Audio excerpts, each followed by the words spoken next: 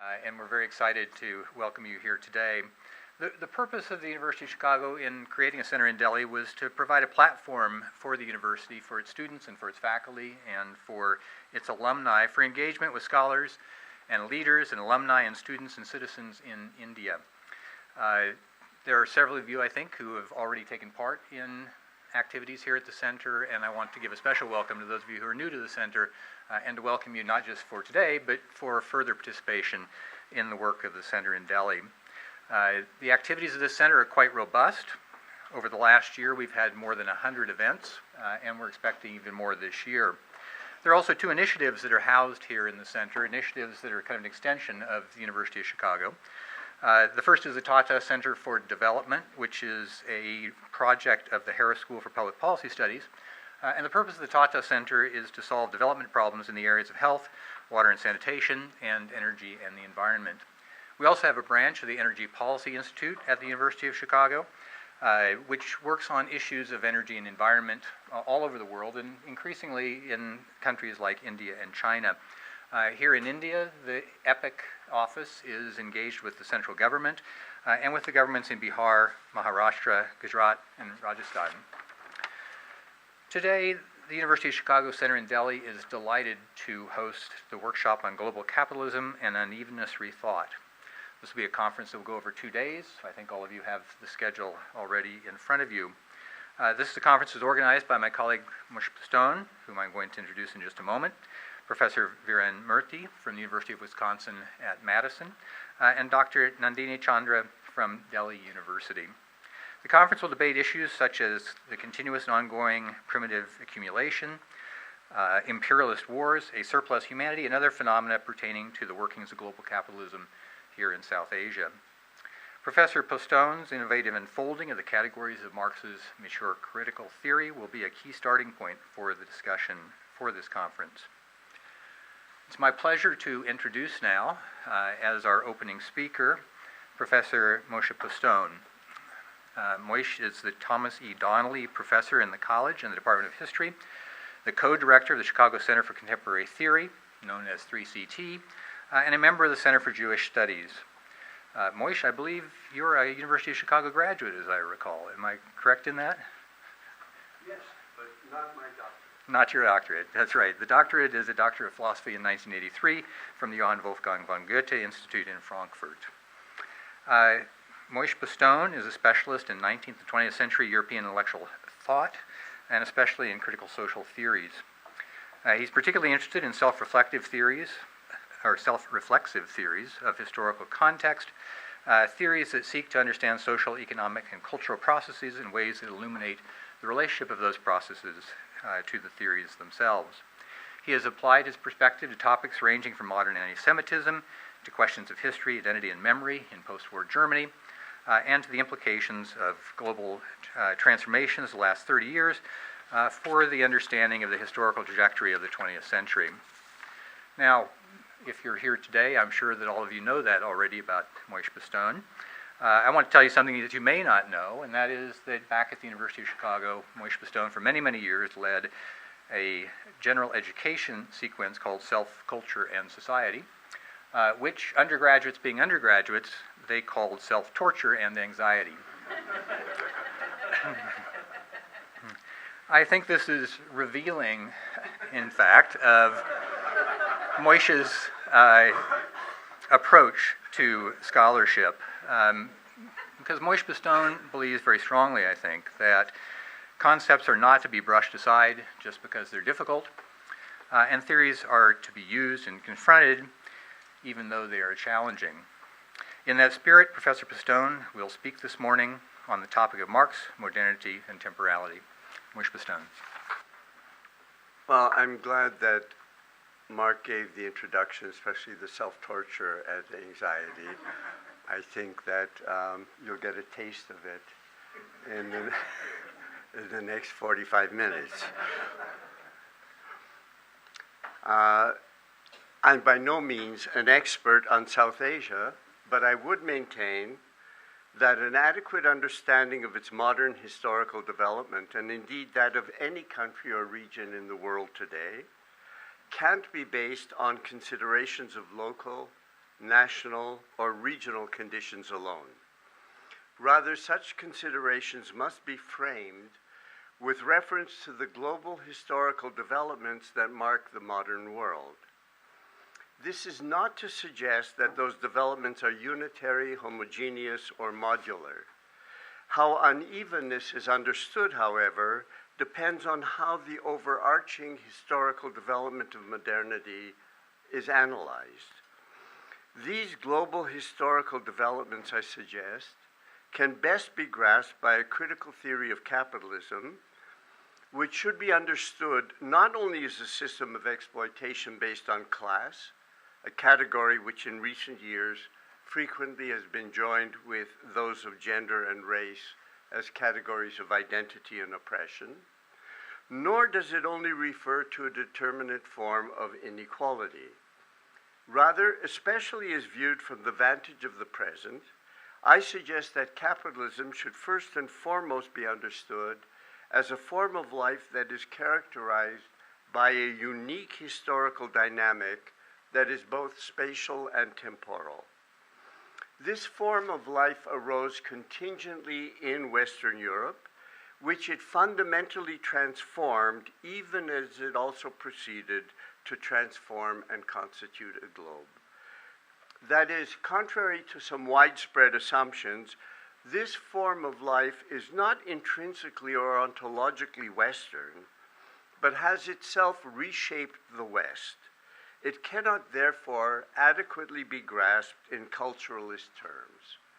Rather, I would suggest a theory that could adequately grasp the dynamic character of this form of social life can best be developed on the basis of a renewed encounter with Marx's mature works.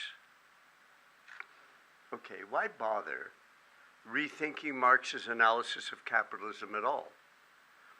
For many, the collapse of the Soviet Union and the transformations of China marked the final end of socialism and of the theoretical relevance of Marx.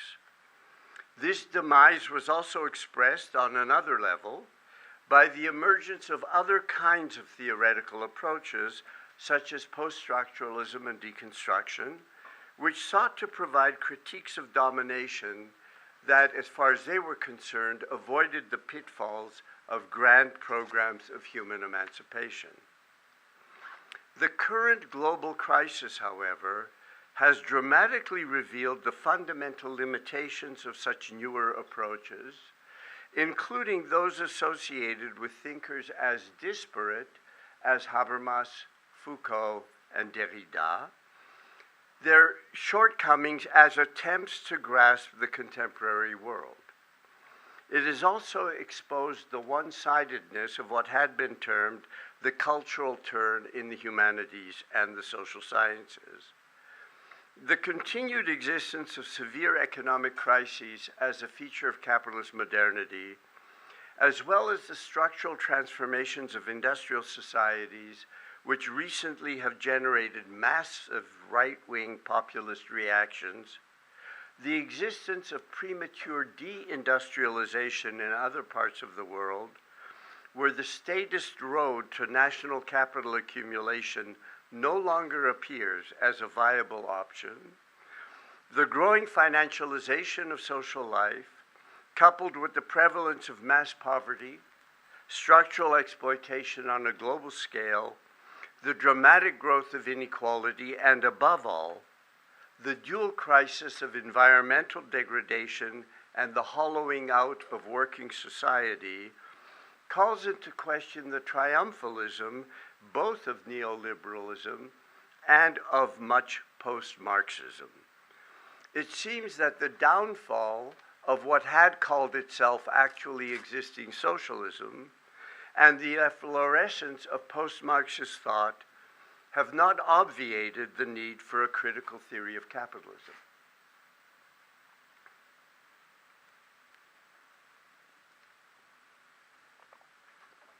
Nevertheless, it would be a mistake to think that one can simply return to Marx as he generally was understood during much of the 20th century, both by Marxist parties and anti-Marxist parties. Both the demise of traditional Marxism and the increasingly manifest inadequacy of much post-Marxism are rooted in historical developments that suggest the need to rethink as well as reappropriate Marx. I focus on the historically dynamic character of capitalist society in part as an attempt to respond to the pattern of overarching global transformation. It's the pattern I'm interested in. As is well known, researchers such as Piketty, focusing on issues of inequality, have recently established the existence of an overarching, supranational, historical pattern of changes in inequality that has characterized the past century, from a period of great inequality at the end of the 19th century and the beginning of the 20th, to a period around the middle of the 20th century during which inequality was sharply reduced, and then followed by, after the early 1970s, by a sharp resurgence of increased inequality. This pattern not only reveals the extreme skewing of wealth and political power in the contemporary world, as, let's say, the Occupy movement in the United States emphasized, but also calls into question understandings of modern historical development in linear terms, as is arguably the case of modernization theory, for example. Moreover, this pattern of change parallels other overarching patterns. For example, the average rate of economic growth for advanced capitalist countries was relatively low in the first decades of the 20th century, then more than doubled in the mid-20th century, which is the period of lowest inequality, before declining after the 1970s. Changes in rates of GDP per capita follow a similar process. These patterns and many others seem to be interrelated.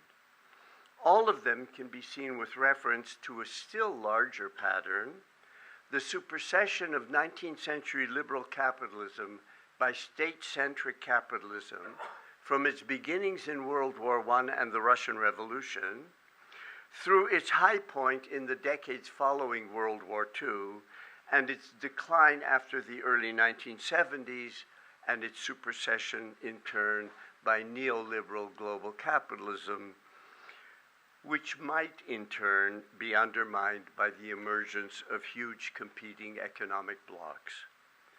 Now, what's significant about this trajectory is its global character. It encompassed Western capitalist countries and communist countries, as well as colonized lands and decolonized countries. Although differences in historical development occurred, of course, from the vantage point of the 21st century, they appear more as different inflections of a common pattern than as fundamentally different developments.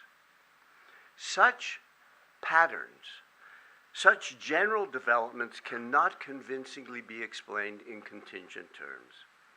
They strongly suggest the existence of general structural constraints on political, social, and economic decisions, as well as of dynamic forces not fully subject to political control. These general patterns, as an aside, an epistemological aside, also suggest that the theoretical focus on agency and contingency in recent decades was as one-sided as the structural functionalism it superseded. If the latter, structural functionalism, achieved widespread currency during the high tide of state-centric capitalism, the former, the emphasis on agency, has done so during the neoliberal epoch. Neither approach, however, thematized their own relation to their own historical context. This suggests that, unlike such approaches, a critical theory should be able to problematize its own historical situatedness. That is, it should be reflexive.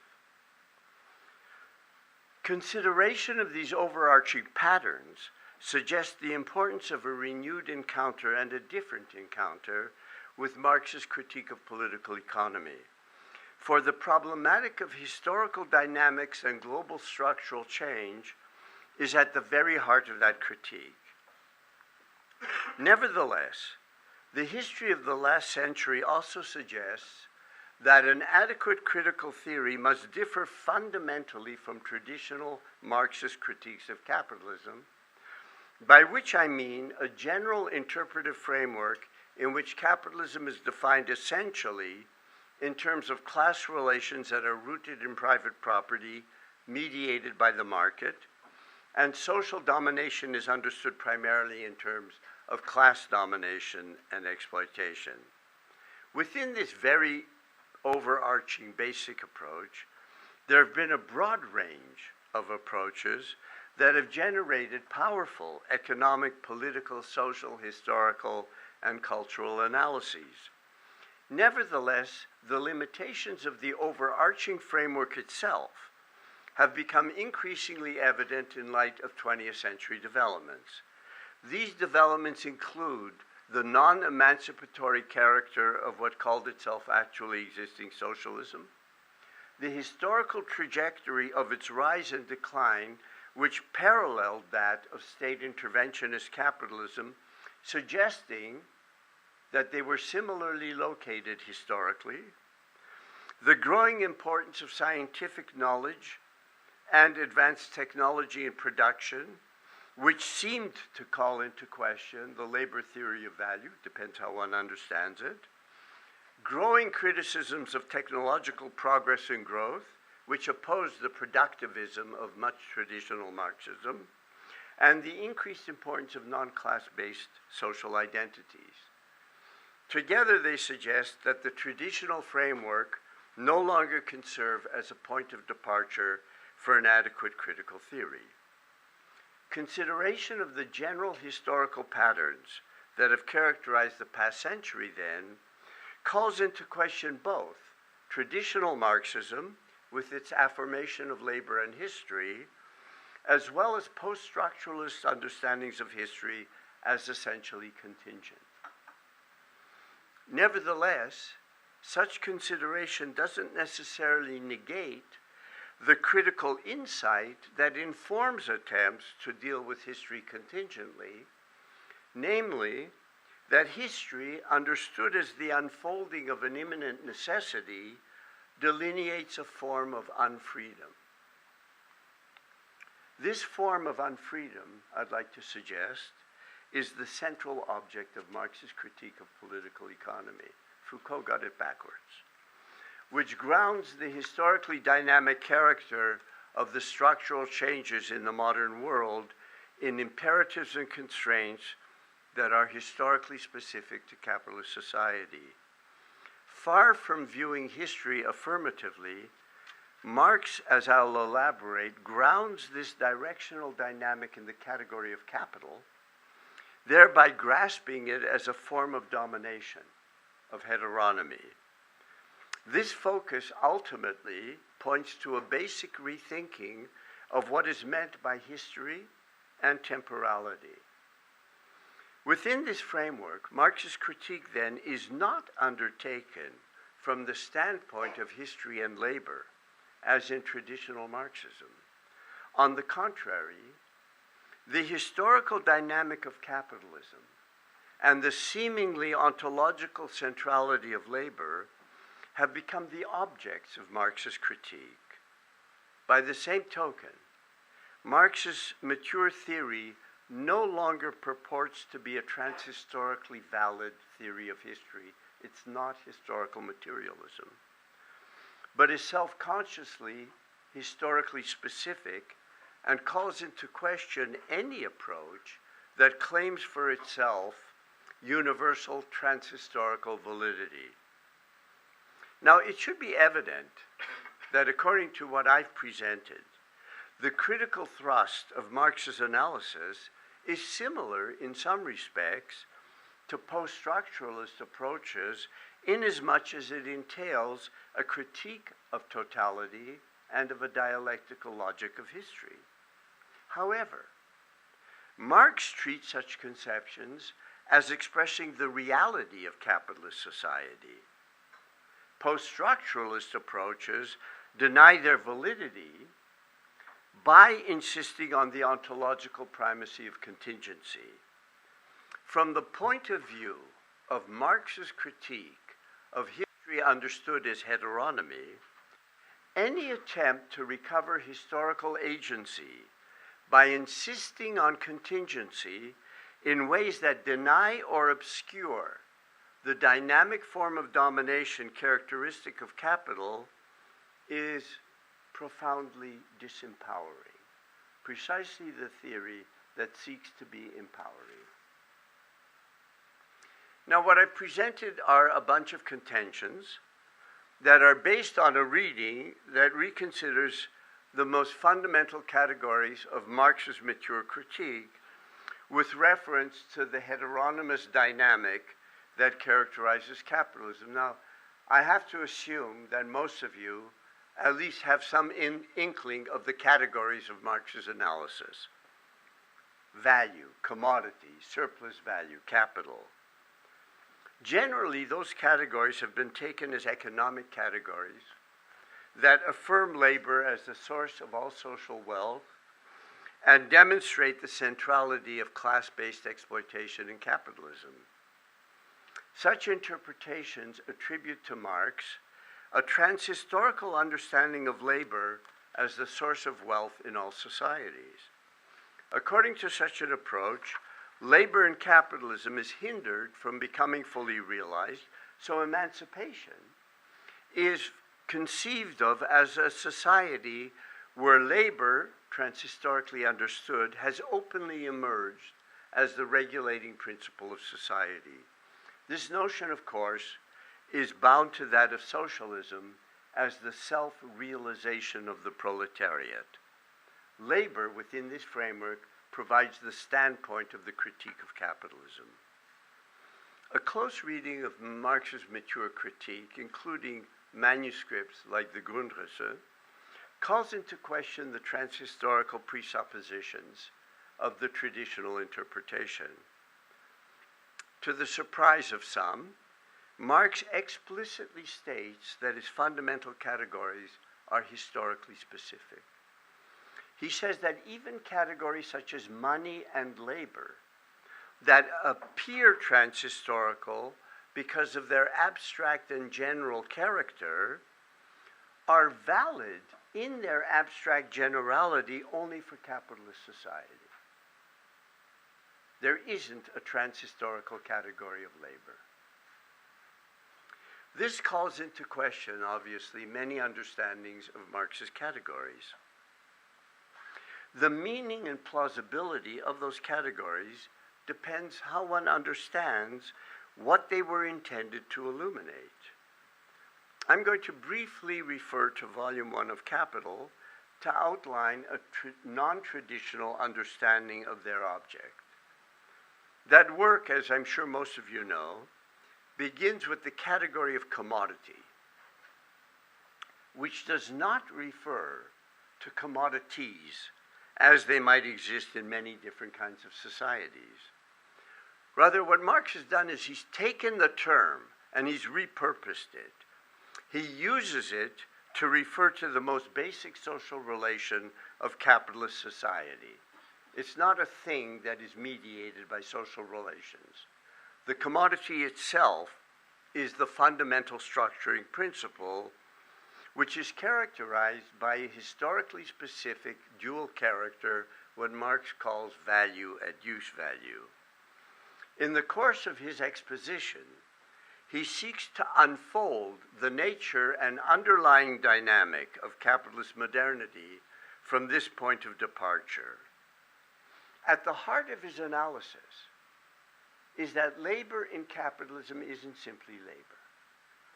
It has a unique socially mediating function that is not intrinsic to laboring activity as such.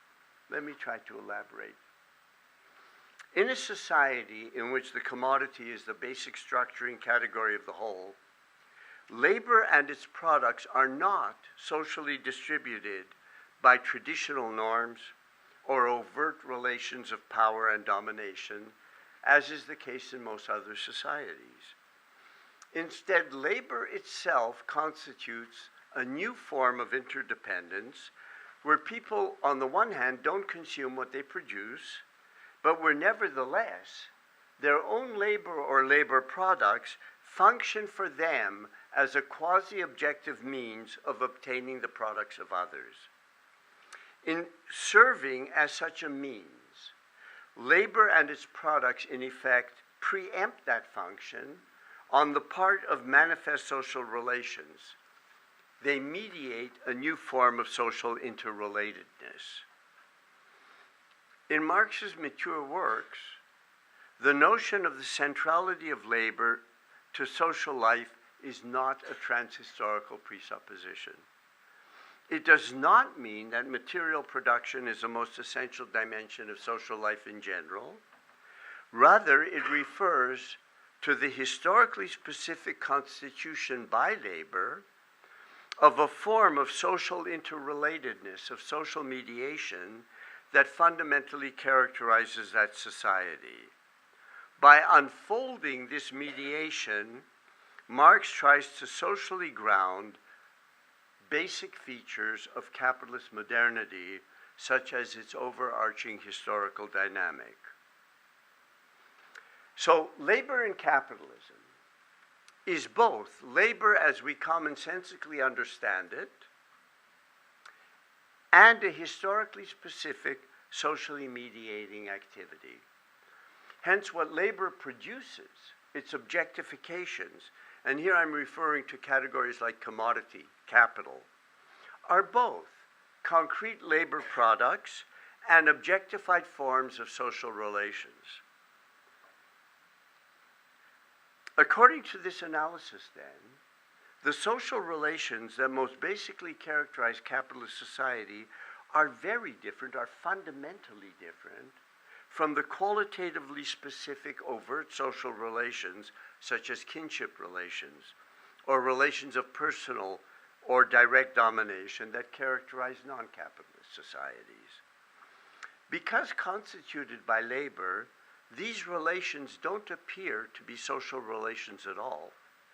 They have a peculiar quasi-objective formal character, and they are dualistic. They're characterized by the opposition of an abstract general homogeneous dimension and a concrete particular material dimension which appears natural rather than socially constituted. The index of such relations for Marx is what he calls value, which also is historically specific. So this is not Adam Smith or David Ricardo. Marx explicitly distinguishes value, which he considers the dominant form of wealth only in capitalism, from what he calls material wealth. Material wealth is measured by the amount produced, and it's a function of many factors: knowledge, social organization, natural conditions, in addition to labor. Value, according to Marx, is essentially temporal.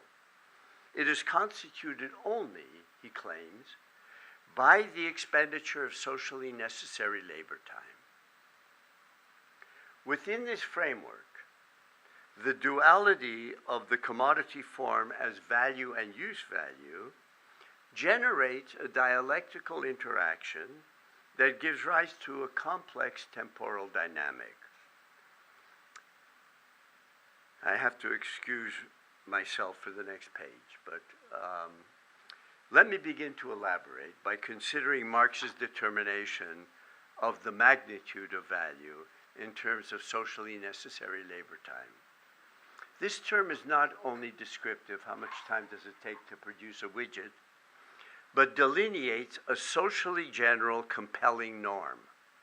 Production must conform to this norm if it is to generate the full value of its products. In the process, the time frame, for example, an hour, becomes constituted as an independent variable. You may or may not know that until the late medieval period in Western Europe, hours varied seasonally. They were not constant. So this hour, the idea of the constant time unit, is a historical product. The amount of value produced per unit time is a function of the time unit alone. It remains the same regardless of individual variations or the level of productivity. It follows as a weird peculiarity of value as a temporal form of wealth that although increasing productivity, increasing the amount of goods, of use values produced per unit time, it results only in short-term increases in the magnitude of value created per unit time. Once the increase in productivity becomes general, the magnitude of value generated per unit time falls back to its base level. The result is a sort of a treadmill. Higher levels of productivity result in great increases in material wealth, but not in proportional long-term increases in value per unit time. This, in turn, leads to still further increases in productivity.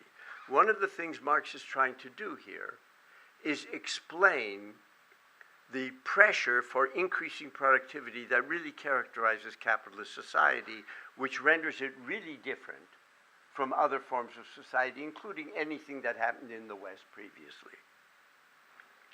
This treadmill dynamic expresses and constitutes a new form of social domination. The norm of socially necessary labor time is the first determination of the historically specific abstract form of social domination intrinsic to capitalism. It's the domination of people by time, by a historically specific form of temporality, let's call it abstract Newtonian time, which is constituted historically with the commodity form. Newton didn't discover a time that always already had been there.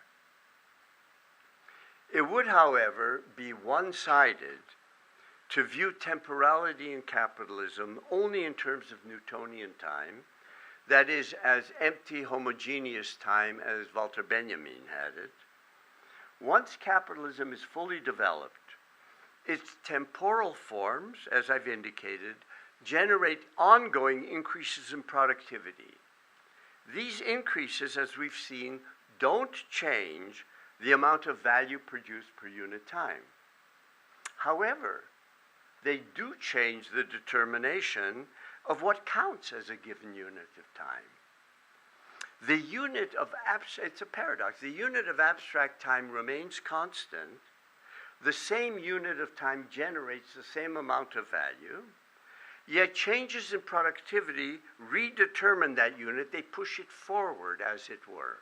So you have this constant unit being pushed forward, and I say that this movement is one of time, not one in time. Hence, it cannot be apprehended within the frame of Newtonian time, but requires a superordinate frame of reference within which the frame of Newtonian time moves. This movement of time, I'm going to call historical time. The redetermination of the abstract constant time unit redetermines the compulsion associated with that unit. In this way, the movement of time acquires a necessary dimension. Historical time does not then represent the negation of abstract time, as Georg Lukács argued.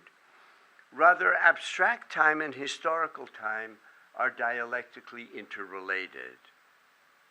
Note that within this framework that I'm very briefly presenting, a purely cultural construct.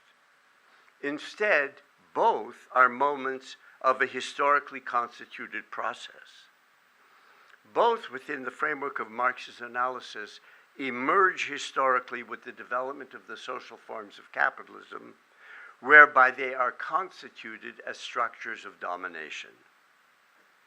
So rather than considering temporality as a pre-given, unmoving frame within which all forms of social life move, such a theory grasps capitalism as a very peculiar organization of social life that constitutes its own historically specific temporality. It is structured by historically unique forms of social mediation that in their essence are temporal. This form underlies a peculiar historical dynamic that is both historically specific and global. The temporalities of capitalism, then, are not extrinsic to it, but are intrinsic to its structuring forms.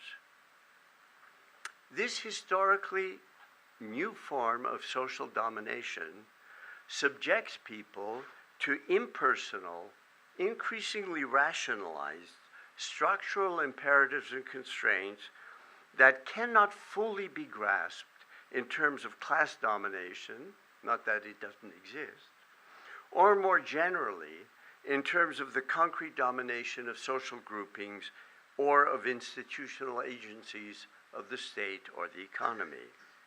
It has no determinate locus, and although constituted by determinate forms of social practice, appears not to be social at all. I'm suggesting, in other words, that Marx's analysis of abstract domination is a more rigorous and determinate analysis of what Foucault attempted to grasp with his notion of power in the modern world. Moreover, the form of domination Marx analyzes is not only cellular and spatial, as in Foucault, but also processual and temporal. It generates a historical dynamic. Rather than presupposing history, as in the Communist Manifesto, Marx now seeks to ground it. The peculiar treadmill dynamic I've outlined is generative of a very complex, nonlinear, historical dynamic that is at the heart of capitalist modernity. And it's two-sided. On the one hand, it's characterized by ongoing, even accelerating, transformations of production and of social life. On the other hand, that's why it just can't be called acceleration, period. The historical dynamic entails the ongoing reconstitution of its own fundamental condition as an unchanging feature of social life. Namely, that value is reconstituted, that social mediation ultimately remains effected by labor, and that living labor remains integral to the total social process of production, regardless of the level of productivity. The historical dynamic of capitalism ceaselessly generates what is new, while regenerating what is the same. As I'll elaborate, it both generates the possibility of another organization of labor and social life, and at the same time hinders that possibility from becoming realized.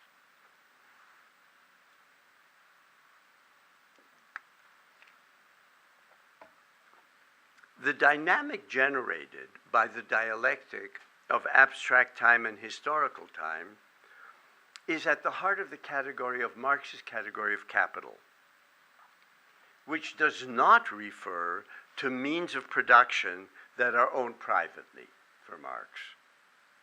Rather, as he puts it, it's a category of movement. It's value in motion, and it has no fixed material embodiment. For those of you who know a bit of philosophy, a paragraph or two, it's significant when Marx first introduces the category of capital.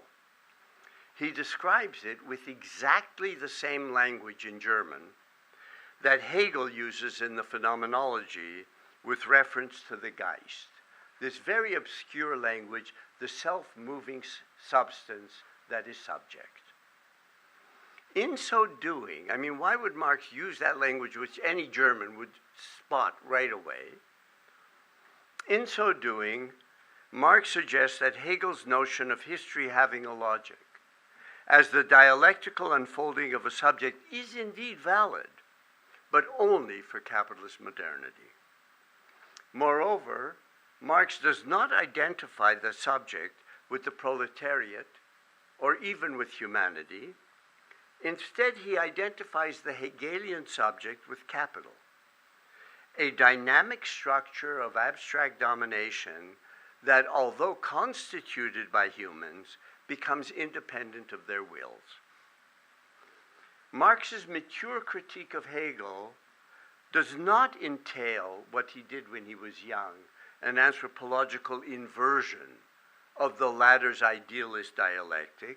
Rather, Marx now implicitly argues that the rational core of Hegel's dialectic is its idealist character. Why? Because it expresses a mode of domination constituted by relations that acquire a quasi-independent existence vis-a-vis individuals, exerts a form of compulsion on them, and is dialectical in character. Within this framework, history, capital H history, as presented by Hegel, is historically specific. It is not a universal feature of human life, but is constituted by historically specific forms of practices that it in turn molds and constrains. This implies that human history as a whole can't be characterized transhistorically, either in terms of an overarching logic, as in Hegel, or as overarchingly contingent, as in Nietzsche. Rather, an immanently driven directional dynamic is one of the characterizing features of capitalism. So you'll notice, this is quite dense, but the historical subject, totality, labor, have become the objects of critique in Marx's mature theory, not its standpoint.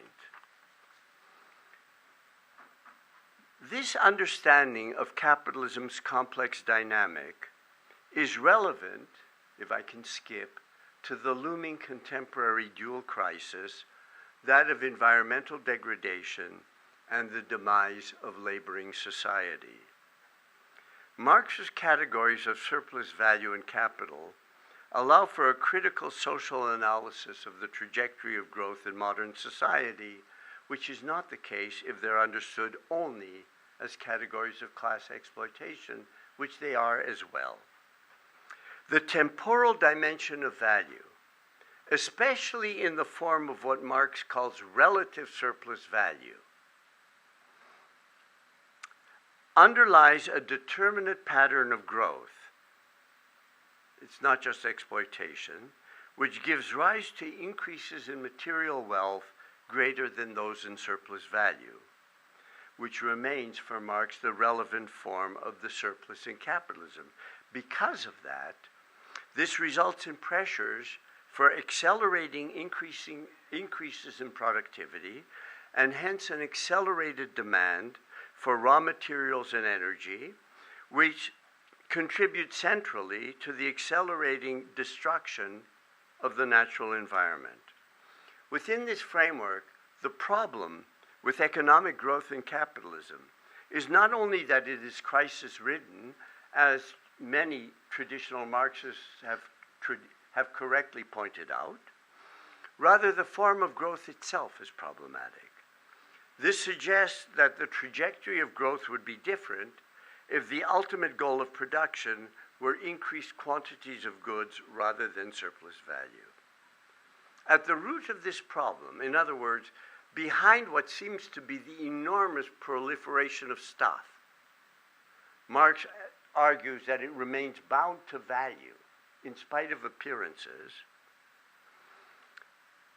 Within this theoretical framework, value as a temporal form of wealth transforms production into a very peculiar process, whereby matter is transformed into units of abstract time. As a temporal form of wealth, capital strives towards boundlessness ignoring, as it were, the boundedness of its natural environment, the planet. This approach also provides the basis for a social analysis of the structure of social labor and production in capitalism as contradictory. On the one hand, the drive for ongoing increases in productivity leads to increasing importance of science and technology in production. What is involved here is the rapid accumulation of socially general knowledge, which is promoted by the dynamic of capital. The tendency of this historical development, on the one hand, is to render production based on labor time, that is, on value, and therefore on proletarian labor, increasingly anachronistic.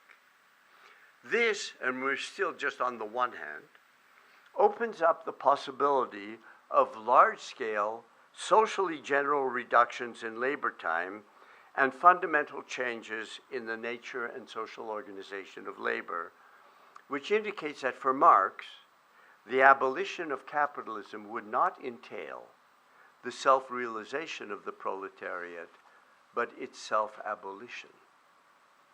On the other hand, and this is two-sided, because the dialectic of value and use value not only drives productivity forward, but also reconstitutes value, it also structurally reconstitutes the necessity of value-creating labor, proletarian labor. The historical dynamic of capitalism within this reading increasingly points beyond the necessity of proletarian labor while reconstituting that very necessity. It both generates another possible organization of social life and yet hinders that possibility from being realized. This tension skews the form in which the historical possibility emerges. As a result of the reconstitution of capital's fundamental forms, the historical possibility of the abolition of proletarian labor appears inverted as the form of increases in superfluous labor, in the superfluity of an increasingly large portion of working populations, of increases in the permanently unemployed and the precariat, the underemployed. Far from appearing as a linear possibility, the possibility of emancipation, of the abolition of proletarian labor, and hence the emergence of the possibility of a future in which surplus production no longer must be based on the labor of an exploited subaltern class, is at the same time the emergence of the possibility of a disastrous development in which the growing superfluity of labor is expressed as the growing superfluity of people. Capital, therefore, generates the possibility of a future society, but does so in a form that at the same time is increasingly destructive of the environment and of the working population. This doubledness gives rise to enormous shearing consequences. It suggests that categories such as class, or gender or race, are not stable historically, but are always in flux, constituted and reconstituted by the dynamic flow of capital. I'm going to skip a few pages.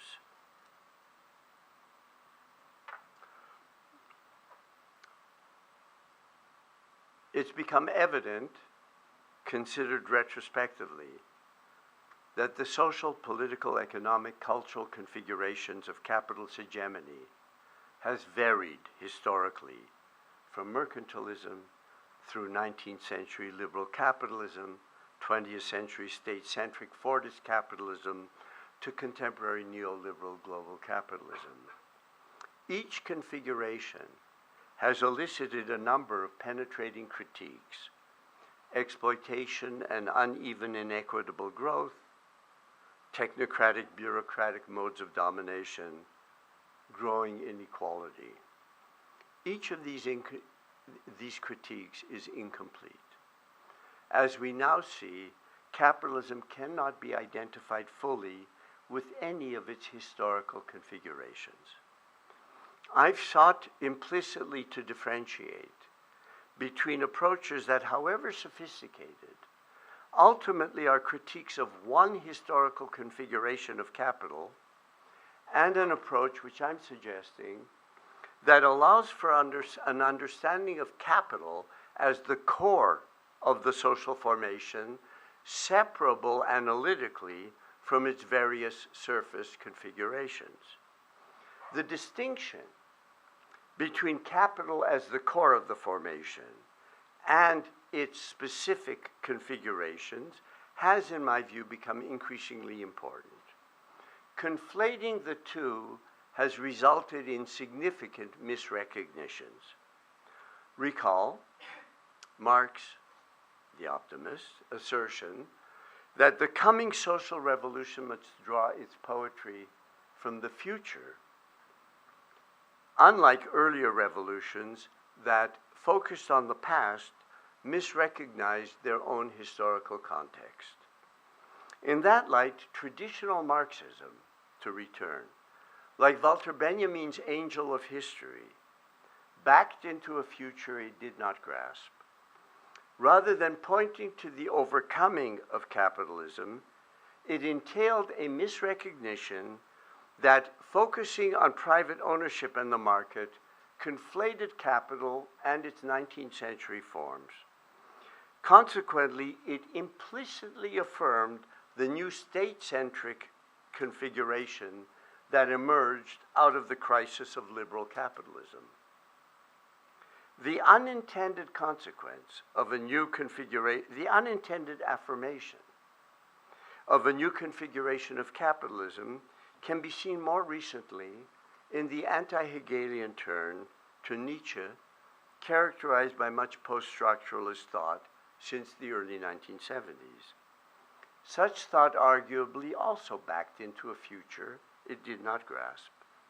In rejecting the sort of state-centric order traditional Marxism implicitly affirmed, and did so in a manner that is so focused on the organized forms of the mid-20th century that it is incapable of critically grasping the neoliberal global order that has superseded state-centric capitalism, East and West. The historical transformations of the past century, then, have not only revealed the weaknesses of much traditional Marxism, as well as of various forms of critical post-Marxism, but also suggest the central significance of a critique of capitalism for an adequate critical theory today. By attempting to rethink Marx's conception of capital as the essential core of the social formation, separate from its surface configurations, I seek to contribute to the reconstitution of a robust critique of capitalism that, freed from the conceptual shackles of approaches that identify capitalism with one of its historical configurations, could potentially be adequate to our social universe. Thank you.